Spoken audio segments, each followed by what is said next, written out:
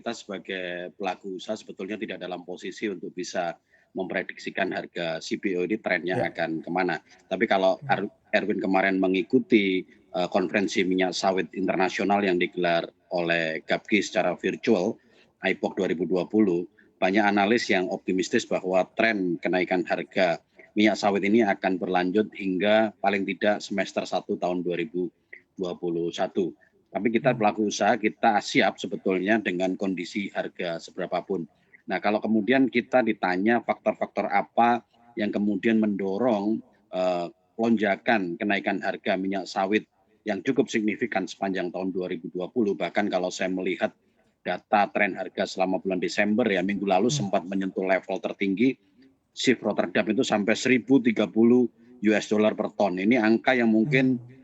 tertinggi dalam 8 tahun terakhir. Jadi ini Iya. luar biasa sekali. Jadi kita pernah menikmati harga minyak sawit yang sangat tinggi sekitar tahun 2012 dan ini berulang dan terakhir saya cek tadi posisi harga di sekitar 960-970 US dollar. Tentu Mmm. saja ini menjadi blessing bagi kita semua ketika kondisi ekonomi, kondisi sektor-sektor ekonomi yang lain melemah, justru industri minyak sawit bisa menjadi tulang punggung dan menjadi penyelamat dari perekonomian kita. Jadi kalau saya merujuk pada apa yang disampaikan oleh para analis yang membicara dalam konferensi minyak sawit internasional yang Mmm. diselenggarakan oleh GAPDI pada awal Desember kemarin, maka kami tetap akan optimistis bahwa sampai semester 1 tahun 2021 tren harga masih sangat baik untuk harga minyak sawit di pasar global. Ini adalah sesuatu yang menggembirakan dan kalau faktor lain apa faktor-faktor yang mendorong kenaikan itu sebetulnya yang pertama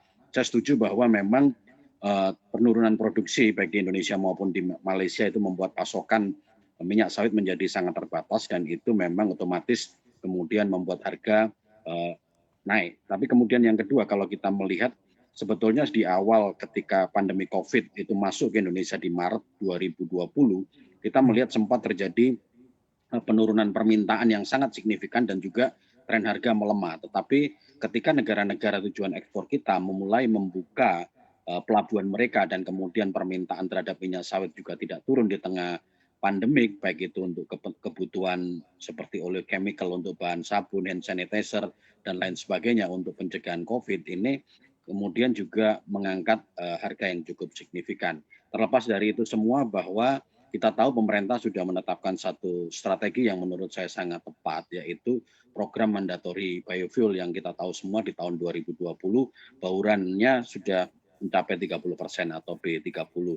Ini juga merupakan salah satu stimulus, salah satu faktor yang kemudian membuat harga minyak sawit sepanjang tahun 2020 ini naik cukup signifikan. Karena itu pemerintah juga harus terus menurut saya konsisten untuk terus melaksanakan program mandatori biodiesel, bahkan rencananya nanti akan dinaikkan sampai B40. Hal-hal inilah yang kemudian menjadi stimulus positif sehingga pergerakan harga minyak sawit sampai akhir tahun 2020 ini masih sangat baik. Tapi kita sebagai pelaku usaha sebetulnya dalam posisi siap pada harga berapapun. Seperti itu, Erwin.